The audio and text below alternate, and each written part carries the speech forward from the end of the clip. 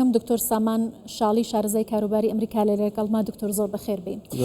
بەر لەوەی بچمەنە ناوەڕۆکی ئەو پێشنیازە کە بۆ پاراستنی کورد کۆنگرێسمان ئەمریکیەکان داویانە بە ئەنجومەنی پیران و ئایانەوەی باسی بکەنمێ بزانم پرۆژە یاسای پاراستنی کورد یا بەهاناوەچوونی کورد بەرەنجامی چی بوو؟ طبعا ئەمە نەتیجەی ئەگەر با بگەڕێنەوە دواوە بۆچی گەشتینەتە ئەم حاڵەتەوە ئەمی یاسایە. ئەساسەکە ئەوە بوو کە ڕێکەوتنەکەی کە کرا لە پاریس لە بینی سووریا و ئیسرائیل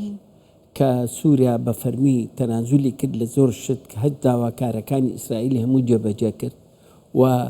تقریبا تطبیع ئەکرێت لەوانەیە لە ساڵێکی سەفارەتی ئیسرائیل لە دمەشقش بکرێتەوە گەشتوتەوە حاڵە لە ئابووری و لە ئەمنی و ئەوانە هەموو ڕێکەوتو مەقابلی ئەوە ئیسرائیل بێدەنگ بێ کە بتوانێ حکوومەتی ئەحمەد شەرع چی بکات خاکی سووریای یەک بخاتەوە و بە پشتگیری تورکیا ئەو هجوومە کە کرایە سەر هەسەدا و 150 خاکەکەی لە دەستدا ئەوە بوو نەتیجەی ئەو ئیتیفاقیە بوو کە کرا تەوقعیان نەکرد ئەم لێکەوتەی لێ بکەتەوە چ لە خەڵکی کورد بە گشتی لە هەموو جیهانە و بە تایبەتی لە کاریگەری هەبوو لە هەموو شتێکات دەرێ نامەیەک بنووسی بۆ سەنەتەرێک کۆنگرسمانێک دەوری هەیە هەموو لۆبیەکان دەوری خۆیانە دەوری حکوومەت سەرۆک بەرزانی سەرۆکی هەرێم سەرۆکی سەرۆک وەزیران ئەمانە هەموو دەوریان هەبووە و حیزبەکانی تریش هەموو دەوریانە بۆ حیزبەکانی باشووری کوردستان هەر کەسێک دەوری هەبووە اینجا کە ئەمە دروست بوو ئەم ناکەوت ئەم کوشتنەی تیاکرا ئەم قەت و عامەی تیاکرا تێگەی بێدەنگی هەبوو هەر لە پێشەوە هەتاکو وردە وردە گەشەی کرد بە تایبەتی تەقیەوە کە گەزەی ئەو کچیانی کرد ئەوە بە هێزگاری تەقانیەوە لە هەموو جیهانە گەشتین بەوەی کە لنزی گراهام کە سەنەتۆرە لە باشووری کەرۆلاینە لەگەڵ ریچارد بومنداڵ کە سەنەتۆرە لە کەنتاکی پێکەوە ئەم یاسایان پشتگیری و ڕزگاربوونی کورد بکە ئەمە هەردوو حیزبەکە پشتگیریەکان. باشە دکتۆر ئەم پرۆژە یاسایە چی بۆ کورد و بۆ سووریا دەستە بەردەکات لەسەر ناوڕۆخەکەشی ئەڵێن و ئەنجامەکەشی ئەڵێن ئەمە نەتیجەی ئەوە بوو بەڵام نزی گراهام پێشەوەی ئەمە بکە لەگەڵ ترامپا قسەی کردووە لەگەڵ مایکرۆبیۆ قسەی کردووە هەموو دەستخۆشیان نێکردو کە ئەم یاسایە ئەبێ هەبێت بۆ ئەوەی هەیبەتی ئەمریکا لەگەڵ دۆستەکانیانە بە هێجگاری نمێنێت یعنی وەزعی ئەمریکا لەو ناحیەوە زۆر یعنی باش نەبوو بۆی دەوڵیان ئەمەی متحیدە هاتە سەرخۆوە اینجا دەوڵەتە ئۆروپیەکان ناوڕۆکی ئەم اتفاقی ئەوەیە وەلو ئێستاژ ئەعلان کرا شکۆر ئەڵەن ڕێکەوتنێکی سەربەخۆیی کراوە لەسەر هەموو ئاستەکانی کرابێت ئەوە شتێکی هەنگاوێکی زۆر باشە کە کراوە ئەعلان کراوە ئیمڕۆ یەکەم عقوبات ئەخرێتە سەر ئەمە ناو 6 خاڵە خاڵی یەکەمی ئەوەیە عقوبات دەخرێتە سەر حکوومەتی سووری و هەروەها مؤسساتی مالی و هەر کەسێکی بەیانیش ئەگەر بێوێ یارمەتی سەربازی و ئابووری حکوومەتی سووریا دژ بە کورد؟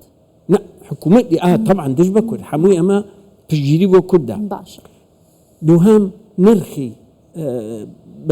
بە نرخکردنی هەسەدا کە شەڕی کردووە لەگەڵ ئەمریکەکانە دژی داعش تصنیفی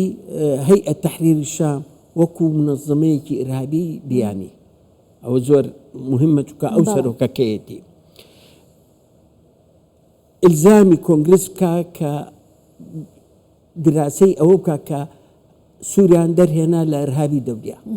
یعنی بێ پیاچنەوە ئەوە ئەم چوار خاڵە تەخویلی سەرۆکی سەرۆک ترامپەکە کە چی بکات کە بۆ هەیە بیوەستێنەم عقوباتانە لە حاڵەتێکە لە بەردەمی کۆنگرسە ئیسپاتیکە کە هیچ مەترسێک نەماوە لەسەر کورد و هیچ هینە هجوومی نەکرا خاڵی شەشەم هەر هجوومێ بکرێت لەسەر کورد جارێکی دەستی پێکردەوە هەموو عقوباتەکان عقوباتی قەیسەری و زیاتر بگەڕێتەوە سەر سووریا باشە ئەمە چی تیا بۆ کورد دێرە ئەمە پاراستنێکی باشی تیا بۆ کورد بەڵام ئەم اتفاقیە ئەم قانونە تقدیم کراوە ئێشتا نە بۆ بە یاسا پێویستی بە چییە بۆی کە کاری پێ بکرێت ئەبێ لە کۆنگرس ئەبێ بە کۆنگرس یەکەم دەنگی لەسەر بێت دوای ئەبرێ بۆ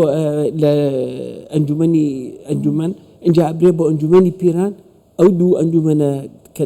ئیمزایان کرد ئەچێ بۆ سەرۆک ئیمزای کرا اینجا ئەبێ بە یاسا باشە کۆماری دیموکراتەکان لەسەر ئەمە هاوڕان ینی ئەوە هەمویان هاوڕان لەسەر ئەمەیکەم پێشنیاز ناتوانانی بڵێ بەگشتی چکە ئەوانیش لۆبی خوایان هەیە بەڵام تۆ بڵێ زۆرینەکە مهم ئەوەیە دەرچێت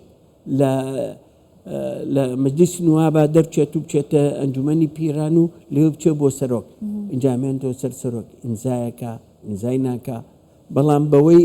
لەنجیگراهام و ڕێکەوتنی کە کراوە پێشەوەی دەرچێت لەوە ئیمزای ئەکات نەتیجەی ئەوە بوو ئەم زەختەی کە دروست بوو لە هەموو عالەمەوە دەوڵەتانی ئەوروپا زەختیان کرد تەلەفۆنیان نەکرد لەگەڵ شەرعا ئەمە ئەوە بوو کە ئیمڕۆ ئەو ئەلانە کرا کە گەشتونەتە ڕێکەوتنیاک بەڵام باشە ئەوەی کە من نەبینم بەداخەوە ئەم چۆنەڵی حکومە ذاتی با بڵێ زۆر لاوازە بێت چونکە هیچی بەدەست نییە ئەوەیە کە ئیدارە وەکو بە ئیداریە نەیبێ بەڕێگاوە بەڵام ئابووری هەر لە مرکزە بێت سنوورەکان هەر لە مرکزە بێت بە پێکەوەی بن بەڕێگاوە باشە دکتۆر لە کۆتایشتا بەسەمەوێ بزانم کە ئەو پرۆژە یاسایە کە ئێستا ئەگەر لە کۆنگرێس ئەمریکا تێپەڕێت و بکرێتە یاسا ئایا بێدەنگی ئەمریکا بەرامبەر بەم دۆخە دەشکێنێت لەبەرەوەی دوای قسەکەی تۆمباراکەوە کە وتی ئەرکی هەسەدا وەکو هاوپەیمانی ئەمریکای تر کۆتایپی هاتووە و کۆمەڵێک لێدوانی تر خەڵکی تووڕە کرد لەم بێدەنگی و بێ هەڵوێستی ئەمریکا بە تایبەتی با من شتێکی پێ بڵێم هەر لە قەناتەکانی خۆتانە لەوی باربرا لەوی قسەیەکی جملەیەکی وت ئەگەر ئێمە زیرەک بین تێبگەین چ باکوور چ ڕۆژە ئاوە چ ئێمەشی گرتەوە وتی ئێمە سیاسەتی ئێمە ئەوەیە کە سووریایەکی یەکگرتوو هەبێت لەگەڵ عێراقێکی یەکگرتووە ئەمە سیاسەتی ئەمریکایە یعنی لە 2023 بەنسبەت ئێمەشەوە عینەن قسەیان کردووە ئەبێ ئێمە لەو واقعە تێبگەین ئەوە یەک دووهەم ئێمە ئەبێ چی بکرێت لە مختە یعنی وەکو کورد طبعا ئەم یەکریزی و ئەم یەکدەنگی کە بوو ئەمە نمونەیەکی جوانە بۆ میلەتێکی زیندوو و چۆن ئەتوانین ئێمە بنا بکەین لەسەر ئەم یەکدەنگی و یەکەینە ئەبێ کورد یەک هەڵوێز بێ یەکدەنگ بێ چونکە بۆیان دەرکەوتووە جار لە دوای جار هەر کورد فریای کورد دەکەوێت ئەبێ ئێمە هەموو ئەو هەوڵە بین چونکە بەڕاستی مەترسیش هەیە لەسەر ئێمە و جەنگێک بەڕێگاوەیە نازانین کەی دەست پێ ئەکات یان دەست پێ ناکات بەڵام ئەبێ ئێمە خۆمان ئامادە بکەین بۆ هەموو ئەگەرەکان زۆر باشە سپاس دەکەم دکتۆر سامان شاڵی شارەزای کاروباری ئەمریکا سپاس کە لێرە لەگەڵمان بوویت